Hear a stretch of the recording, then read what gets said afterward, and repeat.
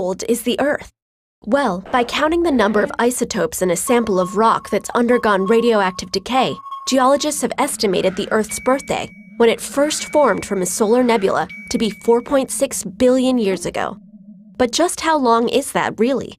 Here are some analogies that might help you understand. For example, let's imagine the entire history of Earth until the present day as a single calendar year. On January 1st, the Earth begins to form. By March 3rd, there's the first evidence of single-celled bacteria. Life remains amazingly unicellular until November 11th, when the first multicellular organisms, known as the Ediacaran fauna, come along. Shortly thereafter, on November 16th at 6:08 p.m., is the Cambrian explosion of life, a major milestone when all of the modern phyla started to appear. On December 10th at 1:26 p.m., the dinosaurs first evolve, but are wiped out by an asteroid just 2 weeks later. On December 31st, the mighty Roman Empire rises and falls in just under 4 seconds, and Columbus sets sail for what he thinks is India at 3 seconds to midnight.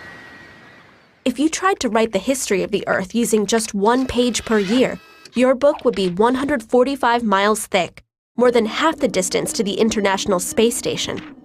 The story of the 3.2 million-year-old Australopithecine fossil known as Lucy would be found on the 144th mile, just over 500 feet from the end of the book.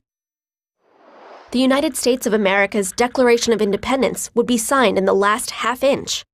Or if we compared geologic time to a woman stretching her arms to a span of 6 feet, the simple act of filing her nails would wipe away all of recorded human history. Finally, let's imagine the history of the Earth as your life from the moment you're born to your first day of high school. Your first word, first time sitting up, and first time walking would all take place while life on Earth was comprised of single-celled organisms. In fact, the first multicellular organism wouldn't evolve until you were 12 years old and starting 7th grade, right around the time your science teacher is telling the class how fossils are formed. The dinosaurs don't appear until 3 months into 8th grade, and are soon wiped out right around spring break. 3 days before 9th grade begins, when you realize summer is over and you need new school supplies, Lucy, the Australopithecine, is walking around Africa. As you finish breakfast and head outside to catch your bus 44 minutes before school, the Neanderthals are going extinct throughout Europe. The most recent glacial period ends as your bus drops you off 16 minutes before class. Columbus sets sail 50 seconds before class as you're still trying to find the right classroom. The Declaration of Independence is signed 28 seconds later as you look for an empty seat, and you are born 1.3 seconds before the bell rings.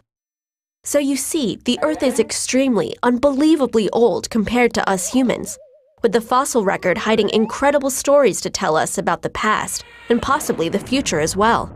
But in the short time we've been here, we've learned so much, and will surely learn more over the next decades and centuries, mere moments in geological time.